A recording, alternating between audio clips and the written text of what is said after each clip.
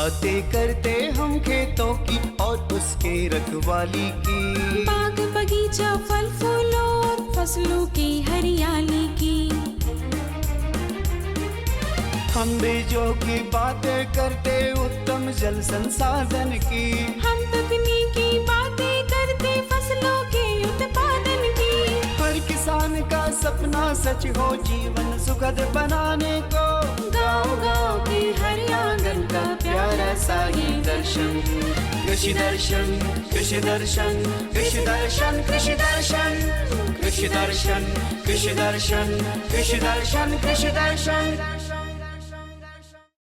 नमस्कार किसान भाइयों, स्वागत है आपके अपने कार्यक्रम कृषि दर्शन में, जहां पे आप हर दिन नई नई जानकारियों और जाने माने विशेषज्ञों से रूबरू होते हैं। हमारा लक्ष्य यही होता है कि हम आपको हर दिन ऐसी ऐसी जानकारियां दें जिससे आप लाभान्वित होते रहे। तो आइए कार्यक्रम की शुरुआत करते हैं कृषि समाचार से। नमस्कार, कृषि समाचार में आपका स्वागत है। मैं हूं श्वेता। आइए देखते हैं आज कृषि समाचार में क्या है खास। गुमला के केज मछली पालकों के लिए 2 नई योजनाएं। रांची के केज मछली पालकों को अनुदान पर लाइफ जैकेट देने की है योजना। उड़द के बेहतर उत्पादन के लिए लगाए उन्नत प्रभेद टी। अब समाचार विस्तार से। गुमला जिला के मछली पालक तालाब तथा जलाशय मत्स्य विकास एवं जीर्णोद्धार योजना के तहत 2 सुविधाओं का लाभ ले सकते हैं। इसमें 2016-17 से पहले बने केज के लिए ग्रो आउट नेट दिया जाएगा। इसकी कुल योजना लागत 25,000 रुपए प्रति इकाई है। इसमें सरकार 18,750 रुपए अनुदान देगी। दूसरी सुविधा है मत्स्यजीवी सहयोग समिति और उनके सदस्यों को अनुदान पर गिल नेट उपलब्ध कराना। इसकी योजना लागत 2,750 रुपए है। इसमें 2,475 रुपए का अनुदान सरकार देगी। लाभ लेने के लिए जिला मत्स्य कार्यालय से संपर्क करें। रांची जिला में केज कल्चर द्वारा मछली पालन करने वाले मछली पालकों को लाइफ जैकेट देने की योजना है। इसमें सरकार 75% अनुदान देगी। शेष 25% लाभुक को स्वयं खर्च करना होगा। लाभुक को अपना अंशदान करने की सहमति देनी होगी। साथ ही पिछले जिन वर्षों से केज में मछली पालन कर रहे हैं उन वर्षों के मछली उत्पादन का आंकड़ा लिखित रूप से आवेदन के साथ जमा करना होगा। आवेदन के लिए जिला मत्स्य कार्यालय से संपर्क करें। किसान भाइयों, भिंडी फसल की बुआई से पहले बीजों को रात भर पानी में भिगो कर रखें। इससे सही बीजांकुरण होगा। इसके अलावे बुआई से पहले अनुशंसित मात्रा में ट्राइकोडर्मा से बीजोपचार कर लें। इसके बाद बीजों की सीधी बुआई कतारों में करें। बुआई में कतारों और पौधों के बीच अनुशंसित दूरी जरूर रखें। खरीफ के मौसम में राज्य के जो किसान दलहनी फसल उड़द की खेती करना चाहते हैं वे 15 जुलाई तक फसल लगा लें। उड़द के बेहतर उत्पादन के लिए उन्नत प्रभेद T9, पंत U19 या बिरसा उड़द 1 का चुनाव कर सकते हैं। किसान भाइयों, उड़द की खेती के लिए 20 किलोग्राम बीज प्रति हेक्टेयर की दर से बोए। बुआई में कतारों के बीच 30 सेंटीमीटर और पौधों के बीच 10 सेंटीमीटर की दूरी रखें। अच्छी उपज के लिए उन्नत प्रभेद T9, पंत U19 या बिरसा उड़द 1 लगाएं। ये 75 से 80 दिन में तैयार होने वाले रोग अवरोधी प्रभेद हैं और इनकी उत्पादन क्षमता 15 से 20 क्विंटल प्रति हेक्टेयर है। राज्य के जो किसान ऊपरी जमीन यानी टाड़ खेत में सब्जी फसल या अन्य फसल की खेती कर रहे हैं तो उसमें निकौनी का काम करने के लिए पेग हो का इस्तेमाल कर सकते हैं। इसकी कार्य क्षमता 18 से 20 डिसमिल प्रतिदिन है। आज हम जानेंगे मिर्च फसल में कीट नियंत्रण के उपाय के बारे में। रबी मौसम में मिर्च की खेती के लिए जुलाई से अगस्त तक फसल लगा सकते हैं। किसान भाइयों, मिर्च फसल को रोग और कीटों से बचाने के लिए बुआई से पहले बीजोपचार जरूर करें। इसके लिए प्रति किलोग्राम बीज की दर से 5 मिलीलीटर स्यूडोमोनास फ्लोरोसेंस सॉल्यूशन दवा का उपयोग करें। और अब एक नजर राज्य के 5 प्रमुख शहरों के मौसम के मिजाज पर। आज राज्य के 5 प्रमुख नगरों के अधिकतम और न्यूनतम तापमान कुछ इस प्रकार दर्ज किए गए। रांची का अधिकतम तापमान 31 डिग्री सेल्सियस और न्यूनतम 24 डिग्री सेल्सियस। जमशेदपुर का अधिकतम तापमान 33 डिग्री सेल्सियस और न्यूनतम 26 डिग्री सेल्सियस। मेदिनीनगर का अधिकतम तापमान 35 डिग्री सेल्सियस और न्यूनतम 26 डिग्री सेल्सियस। देवघर का अधिकतम तापमान 35 डिग्री सेल्सियस और न्यूनतम 25 डिग्री सेल्सियस। वहीं धनबाद का अधिकतम तापमान 33 डिग्री सेल्सियस और न्यूनतम 25 डिग्री सेल्सियस रहा।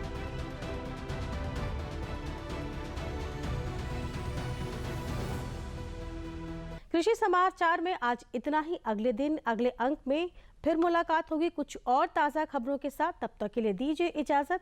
नमस्कार, जोहार। हमारे बहुत सारे ऐसे किसान भाई हैं जो लत्तेदार सब्जियों की खेती करना शुरू कर दिए हैं और कुछ किसान भाई करना भी चाह रहे हैं।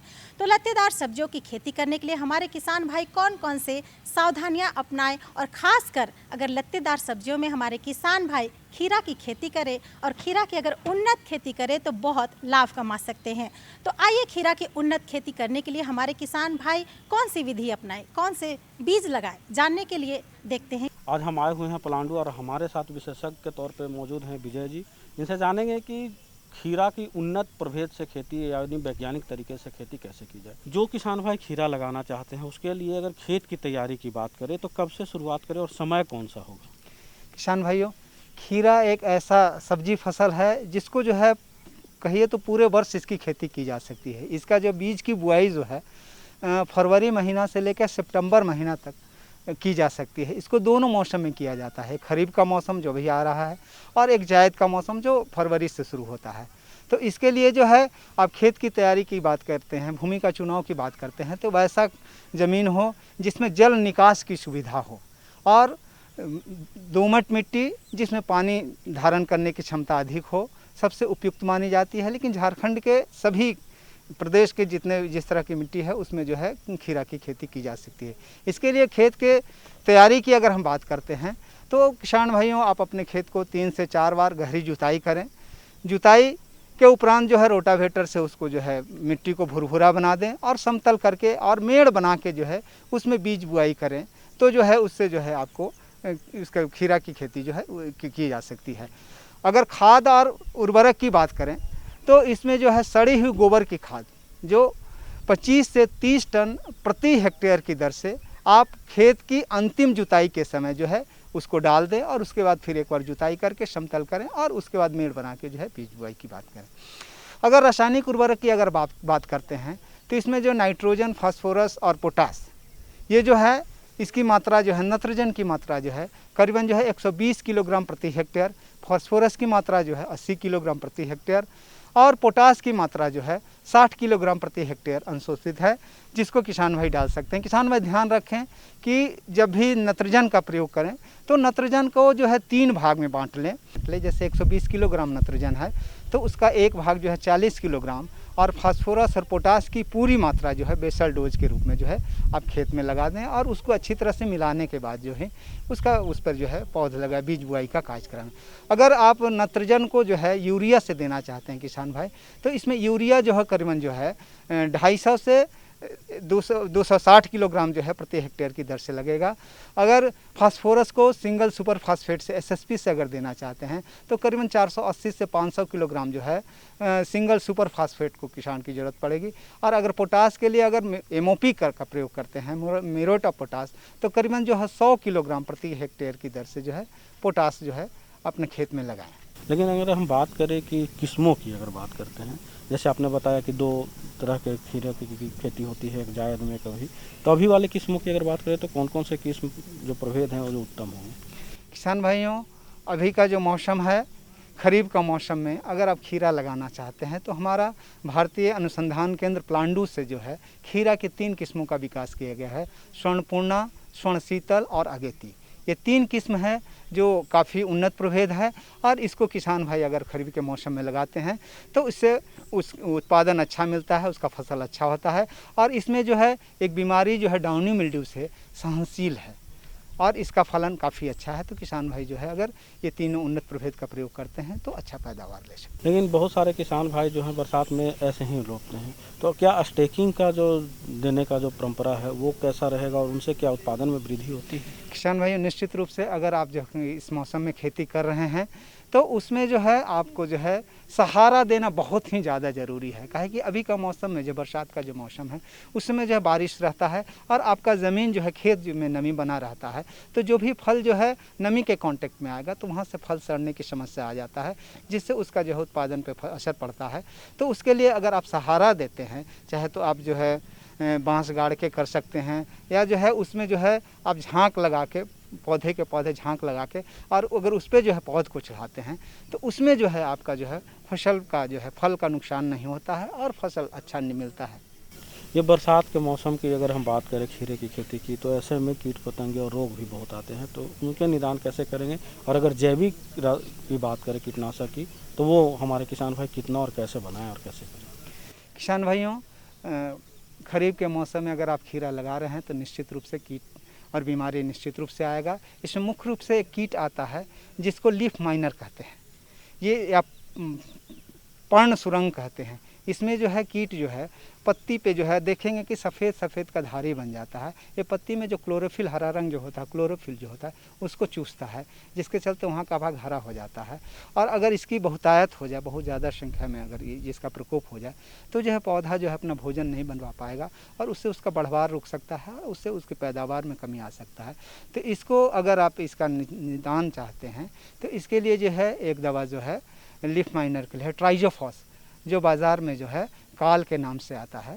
तो ट्राइजोफॉस का जो है 2 ml दवा जो है 1 लीटर पानी में घोल बना के अगर उसका छिड़काव करते हैं 8 से 10 दिन के अंतराल में, तो जो है पर्ण सुरंग लीफ माइनर का जो है कीट का समस्या दूर हो सकती है। किसान भाइयों, आपने देखा कि हमारे विशेषज्ञ ने कितनी अच्छी और महत्वपूर्ण जानकारी और कितनी बेहतरीन ढंग से आपको बताया। अगर आप खेती करना चाहते हैं खीरे की, तो इस तरह से करेंगे तो उत्पादन आपकी बढ़ेगी। आप हमारे इस कार्यक्रम में और इतनी अच्छी और महत्वपूर्ण जानकारी दी, इसके लिए आपका बहुत बहुत धन्यवाद। नमस्कार। खाद एवं उर्वरक में वो शक्ति होती है जो बंजर भूमि को भी हरा भरा करने की ताकत रखती है। जी हाँ, हमारे किसान भाई अगर खेती करते हैं तो खाद और फसलों का उपयोग कैसे करें, साथ ही कौन सी सावधानी अपनाएं, जानने के लिए आइए देखते हैं। सबसे पहले जैसे मनुष्य को खाना खाने की ज़रूरत पड़ती है खाने की, वैसे ही पौधे के लिए खाद की ज़रूरत होती है। खाद के बिना पौधा कभी अच्छे से बढ़ नहीं पाता है या उसका जो ग्रोथ या ईल्ड होना चाहिए वो होता नहीं है। तो खाद का बहुत महत्व है फसल उपज में। तो हमें खाद के प्रकार जैसे रासायनिक खाद होते हैं, जैविक खाद होते हैं, जीवाणु खाद, तो हमें इन सब का एक साथ इस्तेमाल करना चाहिए इंटीग्रेटेड वे में, तो हमारा जो मिट्टी का स्वास्थ्य है वो अच्छा बना रहेगा। तो सबसे पहले तो हमें खाद कब देना चाहिए, जैसे जैविक खाद है वो हमें फसल लगने से 1 महीने पहले हमारे खेत में डाल देना चाहिए, जिससे क्या होता है कि जैविक खाद है ना एक साथ अपना जो पोषक तत्व है वो फसल को नहीं दे पाता है, वो धीरे धीरे छोड़ता है और एक समान देता है। तो इसीलिए हम 1 महीना पहले उसे अपने खेत में इस्तेमाल करेंगे। रासायनिक खाद, जैसे कि हम जानते हैं कि रासायनिक खाद में मेजर जो न्यूट्रिएंट होता है नाइट्रोजन, फास्फोरस और पोटेशियम होता है। तो जैसे कि नाइट्रोजन जो होता है वो हमें स्प्लिट डोज में देना चाहिए।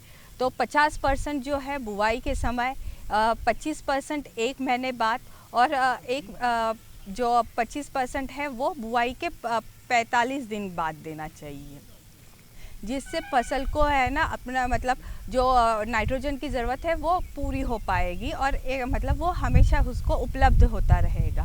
और फास्फोरस जो होता है वो हमें बुआई के समय ही देना चाहिए, जो हमारे फसल की जड़ों को अच्छे से बढ़ने में और उसका जड़ों को डेवलप करने में इम्पॉर्टेंट होता है। और पोटेशियम भी हम 2 स्प्लिट में दे सकते हैं, जैसे कि 50% हम बुआई के समय और 50% 1 महीने बाद, जिससे हमारा जो पोटाश का रिक्वायरमेंट है फसल का वो ठीक से पूरा हो पाए। और जो जीवाणु खाद होते हैं उसे हमें है ना बुआई के समय, जैसे कि हम जीवाणु खाद 2 टाइप में दे सकते हैं कि एक डायरेक्ट हम सॉइल में अप्लाई करके दे सकते हैं, या फिर हम बीज को जीवाणु खाद लगा के बीज का बुआई कर सकते हैं। तो बीज के बुआई के समय हम बीज को जीवाणु खाद जैसे कि Azotobacter, rhizobium, PSB, phosphorus solubilising bacteria, इसका उपयोग हम कर सकते हैं। रासायनिक उर्वरक जो होते हैं जैसे कि मेजर होते हैं, जो होता है नाइट्रोजन, फास्फोरस, पोटेशियम, सेकेंडरी होता है जैसे कि कैल्शियम, मैग्नीशियम, सल्फर, और जो होता है सूक्ष्म पोषक तत्व जैसे कि माइक्रो न्यूट्रिएंट, वो होते हैं आयरन, मैग्नीज, कॉपर, जिंक। जैसे कि हम झारखंड में रहते हैं तो हमारे यहाँ पे सूक्ष्म पोषक तत्व जो है आयरन और मैग्नीज वो ज़्यादा प्रमाण में है, पर अगर कम में देखेंगे तो जिंक और बोरॉन की कमी हम यहाँ पे देखा करते हैं। तो हम जैसे कि बोरान जो होता है कि मोस्टली बोरान से फल का जो है पैदावार अच्छे से नहीं होता है या फिर उसमें क्रैकिंग होता है, तो हमें बोरॉन का, जब हम ऐसे देखते हैं तो हमें बोरॉन का एप्लीकेशन करना चाहिए। जैसे कि बोरॉन का जो फोलियर एप्लीकेशन करते हैं, छिड़काव करते हैं, तो उसमें 20 ग्राम सल्बोर, जो बोरॉन के नाम से जो फर्टिलाइज़र मिलता है सल्बोर होता है वो, प्लस उसमें 100 ग्राम यूरिया डाल सकते हैं आप, और 20 ml टैफिडोल या मतलब शैम्पू या कुछ भी, और 20 लीटर पानी में उसका घोल बना के उसको पौधे पे छिड़का दीजिए जब आपको उसका डेफिशिएंसी दिखेगा। और ये हमें 15 दिन के अंतराल में 2 या 3 बार छिड़कना है। वैसे ही जिंक का अब इस समय हम खरीफ सीज़न में धान हर जगह लगता है, तो धान में हम जिंक की कमी देखते हैं। जिंक का जो लाल पीले धब्बे जो इसमें आ जाते हैं धान के पत्तियों पे, आप कोने पे देखना स्टार्ट करेंगे तो वो जिंक का डेफिशिएंसी होता है। तो हमें जिंक का उपयोग भी मतलब एक पौधे को देना है तो उसका छिड़काव करना होता है फोलियर एप्लीकेशन में। तो जिंक भी हमें 3 डोज में देना है। तो जिंक का जो प्रमाण है जैसे कि 1 ग्राम 1 लीटर वाटर में मिला के उसको छिड़कना है हमें 10 दिन के अंतराल में 3 बार। और जो मेजर न्यूट्रिएंट है जैसे कि नाइट्रोजन, फास्फोरस, पोटाश, तो नाइट्रोजन हमेशा स्प्लिट डोज में दिया करिए, और जो पोटाशियम फास्फोरस होता है उसको हम छिड़कना नहीं चाहिए, उसे हमें लाइन में एक कतार में डालना चाहिए, जिससे क्या होता है कि पौधे को वो अच्छी तरह से मिल पाता है। अगर छिड़केंगे तो वो जल्दी से पौधों को उपलब्ध नहीं होता है। बहुत सा हमारा जो खाद है ऐसे ही वेस्ट जाता है। तो हम जितना खाद हम लाइन में एप्लीकेशन करेंगे तो हमें उसका ज़्यादा बेनिफिट होगा। और खाद डालते समय ये देखना ज़रूरी है कि मिट्टी में नमी है या नहीं, और खाद 5 से 7 सेंटीमीटर मिट्टी के अंदर डालिए और उसको ढक दीजिए, जिससे वो जल्दी से ही पौधे को उपलब्ध होगा। खाद को ऐसे खुले में ना छोड़िए। जैसे उर्वरक जो होता है, नाइट्रोजन का जो उर्वरक है वो हमें धान में हमें नाइट्रेट का उपयोग नहीं करना चाहिए। नाइट्रेट की जगह पे हमें अमोनियम वाला जो खाद होता है या फिर यूरिया, इन दोनों का उपयोग करना चाहिए। यूरिया हमेशा यूरिया कोटेड वाला यूज़ कीजिए, जैसे नीम कोटेड, लैक कोटेड, जिससे है ना यूरिया उसका उपलब्धता ज़्यादा दिन तक हो पाएगा। और जो DAP है हमें वो हमेशा पौधे लगाते समय ही स्टार्टिंग में देना चाहिए। DAP जो फास्फोरस का जो उपयोग होता है। और पोटेशियम भी हमें 2 डोज में दे सकते हैं, जैसे कि फर्स्ट है बुआई के समय और 1 महीने उसके बाद में। ये राहुल।